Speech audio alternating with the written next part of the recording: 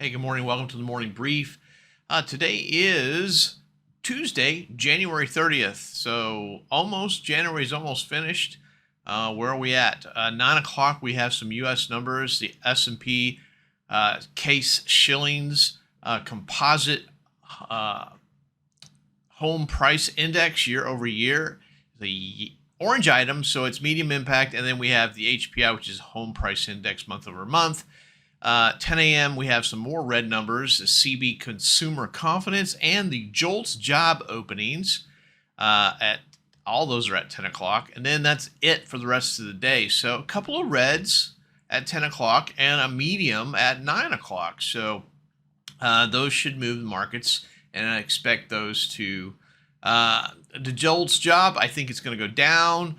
Consumer confidence, I think, is actually probably going to be at or above expectations. Housing price index is going to be slightly higher, I think. It is what it is, so we'll have to wait and see. Chart-wise, man, this market is just going crazy, and I think that when I see this chart, it reminds me that I have no idea what direction the market's going to go. Yeah, it seems like we are way overextended. The fundamentals certainly do not match the stock market price, and so there's lots of things that just don't add up, and that makes life really difficult for traders. And the biggest reason for that is because you come into the market with a predetermined idea of what direction the market's going to go, and that's usually where most traders screw up. Is because they have a preconceived idea instead of trading what's in front of you. I do this all the time, so I'm preaching to myself. Where could it go? I think we could easily go up. I think it wants to go. It feels like it wants to go to test that 5,000, that high volume node at 5,005, certainly within range. Downside, I think if we get ugly, I think we could actually see a big downside move back to 48.72. See what happens. Looking at the intraday, the inventory was massively positive, massive price movement, massive inventory. Those are correlated, nothing to talk about there. The intraday, or I should say the overnight action, was approximately 34 points. That's way above average, so we've got a ton of volatility overnight, which I think will manifests itself as lots of volatility today, as well as the fact that the Fed is speaking tomorrow and everybody is kind of on eggshells as to what the Fed's going to do. And this is either going to be a run up into it, as in sell the news, buy the rumor, sell the news, would be my guess is that's what's going on. We'll have to wait and see. I do think the Fed will disappoint tomorrow.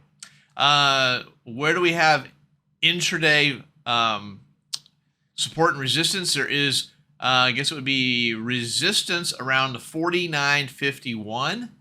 More resistance around 49.57.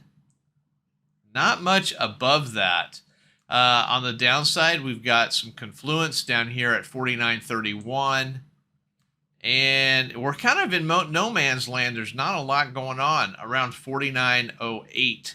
So not a lot of support and resistance, which means that there's air above us and there's air below us. And when there's air, that means we can move very, very quickly. So be aware that there is chart air on the charts.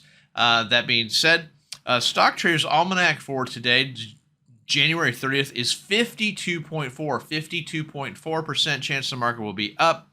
That's all I got for you today. Remember to comment, subscribe, most important, and like. Have a great day. We'll see you guys tomorrow. Hey, thanks for watching the morning brief. Check out my website for more information, oneononetrading.com. Take a look at the Troy levels, a trade location finder for the futures markets. Help you find those levels of support and resistance that are just so hard to find. I also do personal coaching and mentorships. So go ahead and take a look at my website, oneononetrading.com. Thanks.